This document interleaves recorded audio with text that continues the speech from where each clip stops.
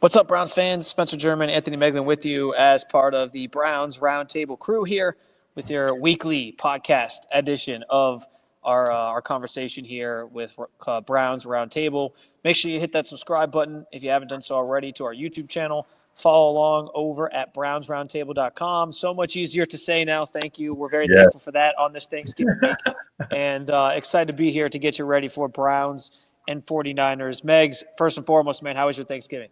Thanksgiving was awesome. It was a great day. Got to see my little niece is growing up. She's about to turn 1 now, so she's getting to that fun age. We got to hang out with her for a long time. Don't get to see her all that often, so that was good. Food was great as always, it was a nice day of a lot of NFL football, a lot of naps, a lot of eating, the whole thing. And it was pretty solid on my end. Good, man. Good. Yeah. Obviously, we hope everybody out there had a good Thanksgiving filled with lots of football. How was yours? How was yours, Spencer? Oh, it was good. It was fun. I mean, nothing too crazy. We watched the parade in the morning with my son and then went to my mother-in-law's house and had a bunch of people there. And then we drove back in the snowstorm. So that was about it. But, yeah, the weather's been crazy. I'll say that.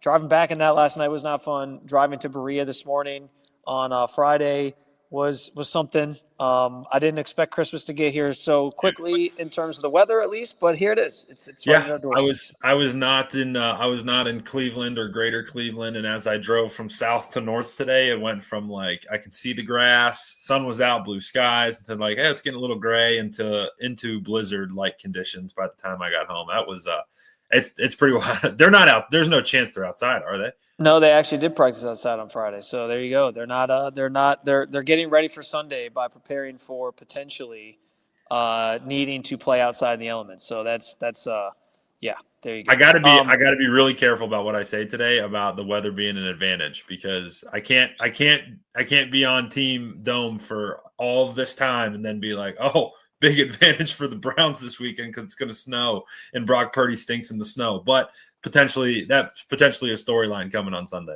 I mean, I do think it's an advantage in that the 49ers don't necessarily play in those elements. And yes, I think Brock Purdy has shown over the years to struggle in that type of weather. But I always like to say, like, the weather isn't really a home field advantage for any team because all these guys have players that are from California and Florida and all these places that aren't used to snow. So is it really an advantage? I don't know. It impacts both teams. So it could be an advantage in that, like, some of these teams that have better offenses maybe can't do everything that they want to do, especially against the Browns defense that's really good. So there's that part of it. But I don't know that it's like it impacts both teams. Like, both teams are going to have to deal with the weather and whatever that means for the game plan. For the Browns, it might mean trying to run the football even more, maybe Shedeur throwing the football less, which I don't think they want to necessarily do a ton of anyway. He only threw 20 passes last week in a dome, so I don't know that they want him throwing the ball 40, 50 times anyway. But, it limits a little bit of what you can do in that regard. But, I think the Browns also feel like their run game can be a strength if they can get it going. So the thing that I think is an advantage for the Browns in this case with the weather is that it probably means you're getting a lower scoring game that is very run dependent. And when you get those types of games, anything can happen. I mean, the last time these two teams played, it wasn't snow, but it was weird sort of rainy-ish weather. And the Browns were able to somehow pull out a victory 19-17. So you never know what can happen in those situations. And I do think it's going to impact the game and maybe make it more of a game where the Browns can keep things in striking distance than what some people might assume is actually going to happen. I'm having nightmares about the takes after this game that of the Twitterverse seeing that Shador throws it 15 times or something ridiculous, and then we're having to deal with another week of just chaos of all that stuff. But not here to talk about that today. I think that I think it's going to be what I saw Monday night out of the 49ers, and we can get into this a little bit in more depth later, but like I didn't see a team that scares you. They're obviously beat up. Brock Purdy does not look comfortable, and he looks like he's still trying to figure it out after he's missed so much time. They don't have really many guys that scare you on the outside. Like in years past, they've been so loaded at the skill positions. Obviously, you stop Christian McCaffrey and you're in good shape, but like, man, this 49ers team is a far cry from what they used to be when they were, they've gone to a couple Super Bowls, they've gone to a bunch of NFC championships, and it doesn't feel like this bunch is that. But they still have the elite guys in George Kittle and Christian McCaffrey that you're going to obviously have to deal with. But history has told us, Spence, that Jim Schwartz has been pretty good against these guys. And I think I don't know why I have a weird feeling about this being, a weird good feeling for the Browns coming into this weekend for them against the Niners. Yeah, listen, I think that this matchup's an interesting one. I don't know that the Niners are like the juggernaut that I think they're usually viewed as. And part of that is, I think, some of the injuries that they've had. No, obviously, Fred Warner, we know that. Obviously, no Nick Bosa on the defensive side of things. Their defense has had to play a little bit more, I think, conservative. They don't necessarily rush the passer a ton, and they kind of rely on their coverage to get stops, and that works to a degree. I honestly am I think it speaks to Kyle Shanahan and the type of coach he is, that they've been able to keep this thing together and play at a high level defensively and still win a lot of football games despite some of those key injuries that they have obviously in front of them. So it's problematic. Hold on one second. Yeah, I think it's a testament to Kyle Shanahan and the type of coach he is, and Robert Saleh, even as the defensive coordinator, like what they're able to still get out of this defense without two really key and star players on it. And so listen, they're still going to present some challenges, of course, for the Browns. But I feel like because of the style that they play, there's going to be some opportunities, I think, for Shedeur to play in the pocket, play comfortably in the pocket, frankly, and just kind of take at times what the defense is giving you, and then maybe take some deep shots. Like, we know the way you break a cover three, which is a lot of what they like to run, is taking some of those deep shots, like four seams, guys running down the field, all goes. And so I think if you can sort of take the chunk plays that are given and then looks for some chances to throw the ball and push the ball, which is why, by the way, I think Shedeur Sanders largely still has this job, because he was able to get some of those shot plays last game. They want to be able to do that with him. It's just going to be a matter of like how many times can they do that, especially with the weather being a factor, especially with the way this 49ers defense is. So we'll have to see. But I do think there's an opportunity here for this offense to have some success. Like, I'm not going into this feeling like, here's what I'll say. I'm not going into this feeling like it's going to be some juggernaut 49ers team, explosive offense that's just going to like blow you out. I think it's going to be more of like a low-scoring affair because of all these things that we're kind of talking about. And it's just going to come down to, like, can the Browns offense do enough in this game to actually come away with a victory, or will the 49ers eventually be too much for them to handle with some of the skill players that they have? Yeah, I mean, even, I think the public's saying that too. This game opened as the Browns were 7.5-point dogs, and it's now down to 4.5 point. Is it 4.5? It was 5. It was 5 when I was looking last night. So I know it's changed as the week's gone on. And I think there's a number of factors, which you've kind of already hit on, I think, for that, for sure. Yeah, and the over-under is a beautiful 35.5. Oh my God, that's so low. That might be the lowest of the year. I know they say life's too short to take the under, but I think you got to take the under on that one. No, I think you'd have to. This isn't betting advice. Although knowing what my prediction already is in my head, I can tell you my prediction is over that. So maybe I'm going to be wrong. I don't know. Well, I think you bring up a good point though, because I remember the last time we did the last 49ers game will always be special to me because it was our first week, maybe our first or second week with it was Browns on SI at this point, or at that point, obviously now Browns Roundtable. But I just remember going into that game and being like, there is zero chance Cleveland wins this game. Like, there is no opportunity. There's no way to do it. And it's obviously always those games that you come out on top of. But, I look at this game and, the Browns defense is playing at such a level that, no offense really scares you, but this offense that they're going to face is broken. But they still have Kittle. They still have Christian McCaffrey. They still have good players. But I think that, they don't present the, oh my God, it's the 49ers coming to town that they used to. And I think that's a positive for Cleveland as they think about this one. Yeah, and that's not to say they're not a good team. That's not to say that they shouldn't be favored. I understand why they are the favorite in this game. And they should be. I think that example from 2023 is a good one because it shows you, like, it's that game was a testament to any given week. You never know what can happen. Yes. And I think that's the case when the Browns have the best unit between these two teams on the field and their defense and how good that group is. Of course, they've kept a lot of games close this year. And then it's come down to, like, what can the offense do? And because the 49ers defense isn't this like heavy pressure blitzing style defense, I think there's going to be some opportunities to do some things here, and we'll see what that looks like. So, there's a lot sort of in store here. By the way, if you're somebody who's holding out hope for some magic this season, you win this game, that's 2 in a row. You get the Titans next week, you win 3 in a row. And I'll just put this out there. I think NBC, it was very generous of NBC to do this, but they had the Browns as in the hunt on their graphic last night, even though I think we know that the Browns are really mostly just in the hunt for draft position at this point, Banks. No, they are not. Don't do it to yourself. Don't do it to yourself. Jumped off my couch. I was laying on the couch. I was horizontal. The night was over. We're doing good. And the On the Hunt graphic popped on the screen. How much of that was just they're not mathematically eliminated, so they get to stay in the graphic versus 100%, dude. It's because they had to put the Bengals in there because they put Joe Burrow in that. They were like, well, screw it. The Browns are the same record and they have to play again later in the year, so we got to put them on there. I couldn't have jumped off my seat faster. I texted you within seconds of seeing it because I've been preaching. They are not dead. They are dead. I'm not that dumb, but it does. You know what it does, Germ? Me and my dad got into I'm not going to say a screaming match, but we were going back and forth because he was like so against the Joe Flacco trade when it happened, and you look back at it and. We know that this isn't a Super Bowl contender, but I mean, there's a real world where that kick goes in against the Bengals. You don't stub your toe against the Jets. You don't stub your toe a bunch of other times. And Cleveland is literally a game out. Like, if they had 4 wins right now or 5 wins, they're a game out of the Central. They're a game out of the North. And you're like, oh my God, like that's how close. I think it speaks to how bad the AFC North is right now. Like the AFC North is horrific. But man, it is a bummer because seeing your team in that graphic is like, I wish they were actually in the hunt. Well, I think that's what's hard is like you see what kind of could have been, especially with this defense. What I will say is you're right about the AFC North being a disaster this year, but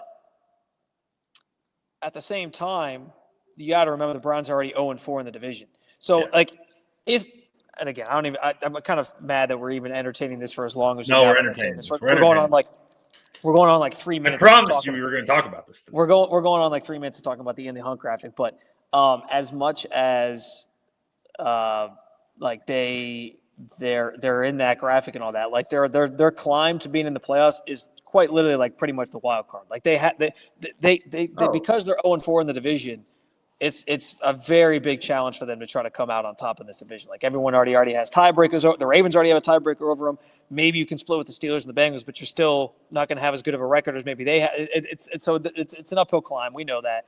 I will say this: guys in the locker room, and rightfully so, are still talking like they still have a lot to play for, and there still is that chance that they make that miracle run. And I think that should be encouraging for Browns fans. That it's another testament to these guys haven't quit. These guys haven't thrown in the towel. They're still playing hard for Kevin Stefanski. He's still playing hard as a team, trying to do it, to salvage what they can of the season. And I think all that stuff matters. I think you want that sort of mentality from them. I think it's great that NBC had some fun with putting them on there. And I even tweeted that it was something else for Browns fans to be thankful for. You're in the hunt. You're technically still in the hunt. But I still think, obviously, it's a long shot at this point. And I would say they're probably more in the hunt for draft position than anything. Yeah, and I will also say this. Like, I like to have fun with this. Anybody who watches our show consistently knows, probably saw that last night and was like, Anthony's taking a picture of this right now, because I was doing that.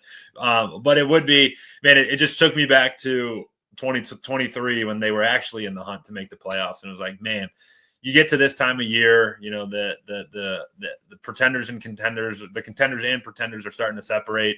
And when you're in that conversation, there's nothing better than that. And I will say this, Spence, like yesterday Thanksgiving and Black Friday, like typically you get 1 or 2 banger of a game. We got 3 bangers on Thanksgiving night. And as we're recording this, we're looking at another great game with the Eagles and the Bears coming later today. That was, Spencer, that was a ton of fun. That football yesterday was a bunch of fun. Yeah, there was a lot of good games. And we'll see how the weekend sort of finishes out with this Browns matchup with the 49ers, obviously. Let's talk more about the matchup specifically. We talked a little bit about Shedeur Sanders and what maybe he'll be able to do against this team. I talked about like operating from the pocket, and there's not a ton of pressure that this 49ers front brings and all those things. I thought it was interesting. We talked to Tommy Rees on Friday, he had some really good things to say about helping Shedeur. We know that one of the big issues coming out of college was him drifting in the pocket, taking those really long sacks, and how we've already seen him start to correct that a little bit, both at the end of that Ravens game and this past week against the Raiders. And I thought that Tommy gave some pretty good insight into what they've seen from him in terms of his progression and how he's working through those things and what they identify with those. I want to play this clip for you. We can talk some more about Shedeur and his development to this point and what we sort of expect for him against the 49ers. I don't think there's like a magic solution here, right? I think you just got to continue to show evidence of, hey, this is a clean pocket. This is what it looks like. These are the times where we need to stay in here and read things out. And, you know, with him, there's the balance of, hey, he can do some things creatively outside of the pocket. Like, when is it time to go and when is it time to stay in there? You know, there was a third down there during the game last week where it felt like we could have stayed in there instead of flushing out to our left. And he's the first one to recognize those things. And then, you know, the play extension to Jerry on the big end cut, you know, we have a little pressure off our right side that made him move right. And then that's a great example of, hey, this is a good time to get out of there and, you know, find something down the field. He does a really nice job of keeping his eyes downfield as he evades.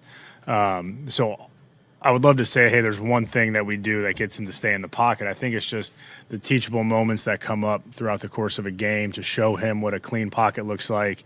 Or if you know we got a route concept versus a coverage we really like, you might be a little bit more willing to hang in there and let it develop.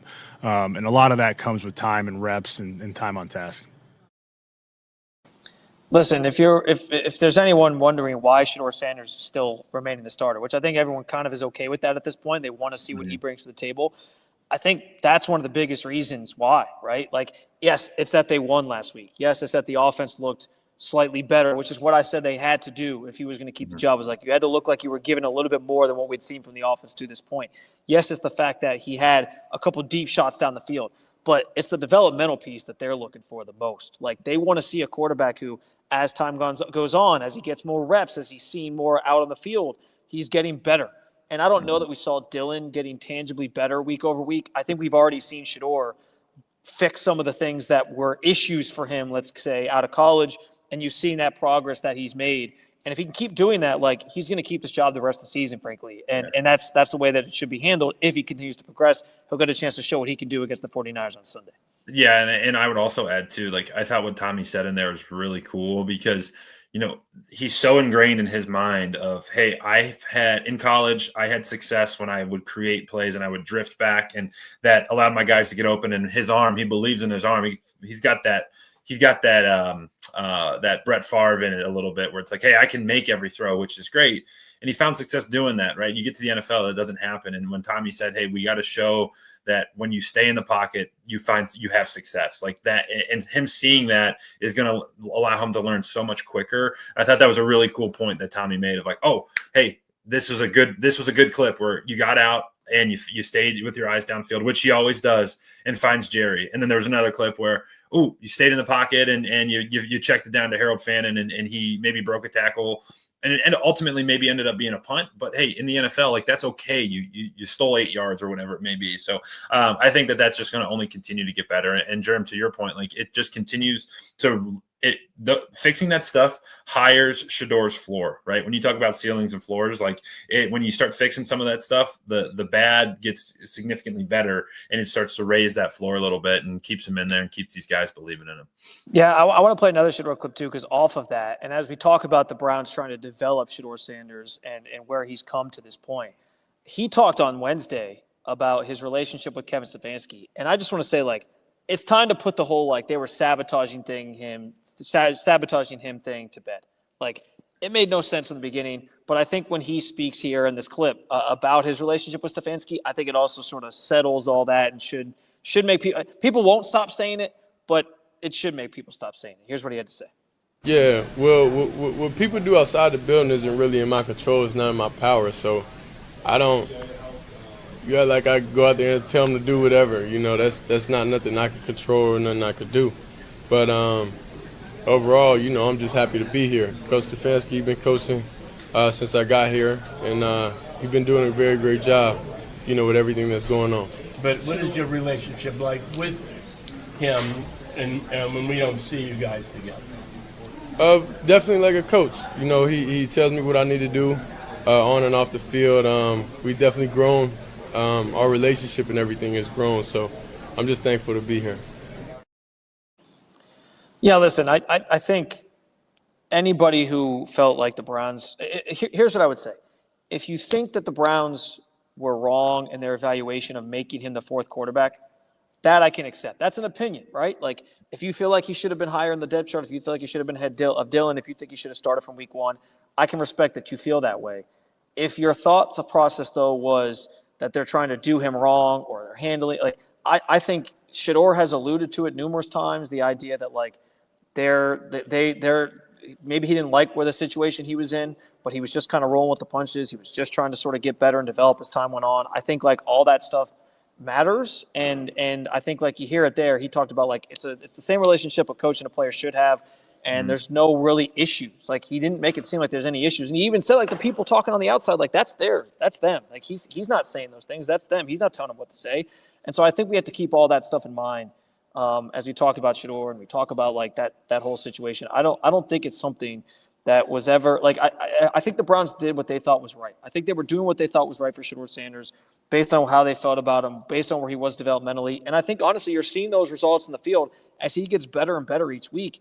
It does feel like it's something where he needed that time to sort of develop, marinate in the NFL, and then now he can sort of take it and run with it when he's out on the field, and he's probably better for it. So the Browns have been looking for a franchise quarterback forever. It serves them no purpose to sabotage a guy that they drafted and be like, we just want to ruin this guy's career. It never made sense, that narrative, and I don't know why people keep sort of like spewing this whole thing that they don't have his best interests in mind. I think right now you're seeing them prioritize him, and it's going pretty well right now. Yeah, and I'll be careful because the Shador cult thing's unbelievable. Like, I know that, and it sucks for him because he doesn't control it, right? He said it. He's like, I'm not out there telling people what to say. Like, Spence, even on our page, right? I'm not going to sit here and say we're the biggest Browns page of all time. But there's a comment in Joel Bitonio's interview yesterday that somebody made a comment saying, like, hey, Joel's throwing shade. We need to keep our eye on him this week. Like, what are you talking? What are we even kind of talking about here? And I think from the actual perspective of him getting the job, it's like he came in at a spot where the Browns were, we're still in the hunt. But on the outside looking in, where his expectation, there's no expectations for this team, and he can legit go in there. And if he does play bad, that's okay. It doesn't ruin the season. If he plays great, that's great, and it gives the Browns some hope. And it's like your expectations are just against yourself in this current scenario as it lives right now. I think that's part of it too, where it's like, hey, he came in at the right time. He always says, like, timing's always perfect, or God's always on time. And like when you look at it, this whole thing, this season, and this roster's like, there's a lot of places where this roster's like a disaster on the offensive side. And he's kind of come in and had this opportunity to like show what he can do with like not the expectation of like having to go win every single game. So I think a lot of those things come together and come into play. And he's always been really good about this, but the sabotage thing has been absolutely insane to discuss. Yeah, and I think the fact that Shador's been a good sport about it and just kind of roll with the punches and try to just like learn from it. He's talked so much about what he's learned through this process. I think that all matters. I just never understood the people who think like they're setting him up for failure or like any of those narratives. And I think clearly right now they're trying to put him in the best place to be successful. And I think they thought giving him time to sort of get adjusted was in the best interest of him as well. Another matchup I'll tell you I'm really curious about on Sunday is going to be Myles Garrett against Trent Williams. Jim Schwartz talked about that on Friday, the idea that it's like Hall of Famer versus Hall of Famer. Usually we get to talk about Myles going up against like a rookie that he's probably going to take his lunch, or, a shaky offensive line that maybe is not going to have answers for him. I'm curious to see how the Browns move Myles around, where they put him, how many times Trent Williams gets one-on-one with Myles, and how he sort of goes to bat and goes up against him, because this is like a premier pass rusher versus one of the best tackles in football type matchup. And it's going to be a sort of a show, I think, there on that side of the for those two respective sides of the ball. Did you see what Trent Williams said earlier this week about it? I did, yeah, where he was asked, you used to sleep, and he said no, and then he was like, nah, I'm just kidding. I probably did lose a little bit. Yeah, it was funny. Yeah, it was pretty cool. Like, and it'll be fun for everybody. It'll be fun for Myles. It'll be fun for him. It'll be fun for fans because, we're now accustomed to him having 4 sacks a week, and, that's not the real world. And you know what, Spence? It's going to be cool to see the rest of the guys start to eat a little bit. Like how does it impact the rest of the group, and how do they respond to it? So definitely an area to have your eye on. Yeah, no doubt about it. As we sort of set the stage for Sunday, is there anything else that you're really keeping your eyes on? And how do you feel just about the matchup that this 49ers team sort of presents? Yeah, I'm really excited to see it. Well, not so much because the weather is going to play. The weather is going to play a factor. But I've loved what I've seen out of Tyson Campbell. Man, like he's been so good. And on the other side of Denzel, I think he's like the perfect complement where he can cover and they're attacking him because Denzel's so good. So he's getting a lot of targets. He's going to give up a couple. He's going to get some more. But he's so physical in the run game, and I think that that's going to be part of this, right? Or the Browns, I look at the Browns secondary, and especially when you're facing a guy like Christian McCaffrey in the other backfield, Grant Delpit, you're going to have a big game. Ronnie Hickman, you're going to have a big game. But Tyson Campbell, I think, is going to be obviously a factor in the pass game. But when he sticks his nose there in on the run game, he's been making a great impact, and that's an area where that's how the Browns win. If they can stop Christian McCaffrey and force Brock Purdy to try to beat him, that's where they start to get these advantages and have a chance to win this football game. So, yeah, I guess I'm going to be looking there on the defensive side of the ball. Some of those secondary guys trying to make big plays. And I'm glad you mentioned the secondary and like Tyson Campbell because like one place I think the 49ers have thrived this season is trying to get that football on the edges. Like they really try to get Christian McCaffrey to the outside. They try to get a lot of their like extension of the run game type pass plays to the outside. And I do think that's been an area. I'm not saying the Browns defense has a lot of weaknesses, but I think the one place where you've seen them sometimes have some lapses is when those players get the ball to the outside. The screen pass in New York, for example, some of those run plays that go for bigger yardage, a lot of times it's because they get to the edge and they make something happen. And they try to use the Browns' kind of over-aggressiveness especially up front against them. So, yeah, like Tyson Campbell, Denzel Ward, Grant Delpit, Carson Schlesinger, how does he track those guys in space? All those things I think are going to come into play on Sunday against this 49ers team. They also use a ton of motion, making sure guys' eyes are in the right place and what you're really looking at and seeing is going to be key. So there's a lot that they throw at you. But I will say again, I think that this game, it truly has the potential to be a close game that kind of comes down to the wire. And maybe there's like a last-minute drive that sort of wins it for either team potentially, and how your offense is going to perform is going to sort of decide this thing. I think between how good the Browns' defense is, the weather sort of being thrown in as a factor, that it might be a ground-heavy game, and the Browns have kind of struggled lately running the football. A lot of Quinshawn's yards come after contact. Can they establish the line of scrimmage and be more physical, or are the 49ers going to be able to do that? So I think it's going to come down to that, and I think we get ourselves a close game on Sunday. We won't give away our predictions just yet because we'll do that obviously Sunday morning. We'll have our piece up, I should say, tomorrow, brownsroundtable.com, and then we'll get our video version of it on Sunday. But I kind of think that's what it could come down to in this one. And Germ, too. I mean, I'm excited. You'll be there. You'll be at the game. Obviously, I won't be, but I'm excited for the environment. Like this, it's fun. We get these games. We get these games every once in a while, and the crowd's going to be jumping on Sunday. Well, you bring up a good point because, Shedeur made his debut against the Ravens at home, but that crowd was already what that crowd was. Last week he's on the road. Now he's the official starter. What does that crowd look like? I'm fascinated to see what that crowd's going to look like because I do think knowing it's his first start at home where, he's now cemented as the starter, I think that's a reason for people to get their butts in seats on Sunday. So we'll see how busy or how active or how, filled the stadium is. But I think you're right about that. Like the environment could feel a lot different than it has in more recent games where it's just been like a 2-win team showing up to play football. I think there's going to be a little bit more juice to this crowd for sure. And coming off of the win last week, like all of the things that all of it, and they're in the hunt, right? And they're in the hunt, dude. I would put that up on the big jumbotron for the entire pregame in the hunt, Cleveland. That's how I would do it. No, it'd be fun. Did you see today what Salah said about Quinshawn? I did not. He did not. He was asked about what he likes about the Browns offense, and he gave a really cool kind of quote about Quinshawn. He said something, and I'm just paraphrasing this. I don't have the direct quote in front of me. It's bad journalism by me, but he basically said like he's a dude. He's like number 10, and he even was cool. He's like, I don't want to mispronounce his name. He goes, their running back number 10 is an absolute guy, and just gave him these amazing compliments, which I thought was pretty cool. Salah's a good coach, and I thought it was cool to hear him say that.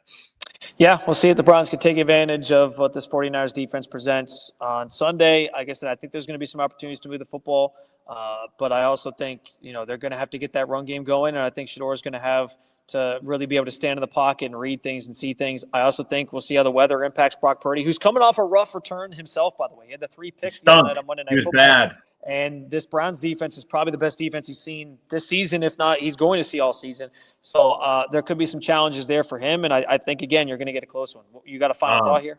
Yeah, I got a final thought. Before the Browns played the Ravens, the get-in price was $5. Right now, as I'm looking, the get-in price right now is $37.